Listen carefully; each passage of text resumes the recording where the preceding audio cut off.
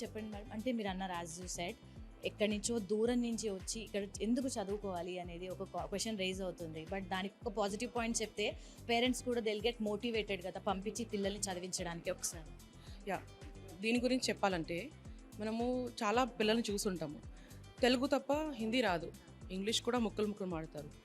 మనకి మన మాతృభాష తెలుగు ఇంపార్టెంటే. బట్ మనము ఈ ఇండియాలో బతకాలి, వర్క్ చేయాలి అంటే మనకు వేరే లాంగ్వేజెస్ రావాలి. తెలుగు రావాలి, హిందీ రావాలి, ఇంగ్లీష్ రావాలి. ఇవి ఉంటే ఇండియాలో ఎక్కడైనా బతికేయచ్చు, రైట్? సో బేసిక్గా పిల్లలు ఎలా ఉన్నారంటే ఆ కమ్యూనికేషన్ ఇంటర్మీడియట్ వరకు స్కిల్స్ అనేటివి ప్రాపర్గా లేవు. వెన్ యూ కమ్ హియర్, ఇక్కడ మన ఇండియన్ స్టూడెంట్స్ కాకుండా ఇంటర్నేషనల్ స్టూడెంట్స్ ఉన్నారు. So you get to know different cultures, you get to know different friends, different పీపుల్తో కమ్యూనికేట్ అవుతారు. హిందీ అనేది ఒకటి అరే మనకి రాదు అని కాకుండా హిందీ ఈజీగా అయిపోతుంది. ఇక్కడ తెలుగు రాని పిల్లలు వచ్చేసి హిందీలో ఇప్పుడు బాగా మాడుతున్నారు.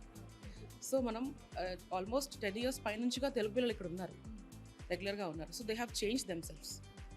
సో డిఫరెంట్ పిల్లల్ని కలిసినప్పుడు మన కమ్యూనికేషన్ అనేది మన కాన్ఫిడెన్స్ లెవెల్ పెరుగుతుంది. మనం తెలుగులోనే ఉండిపోయి అక్కడే వర్క్ చేసి ఇంటర్వ్యూకి వెళ్ళినప్పుడు they can't face interviews. Telugu, Hindi, Bengaluru shift అవుతారు, కొందరు చెన్నై అంటారు, కొందరు బాంబే అంటారు. సో బేసిక్ లాంగ్వేజ్ హిందీ అనేది రాలేదు. So what I feel is move out of your state, చదువుకోండి, తెలుసుకోండి, కమ్యూనికేషన్ స్కిల్స్ పెంచుకోండి. It's good for us.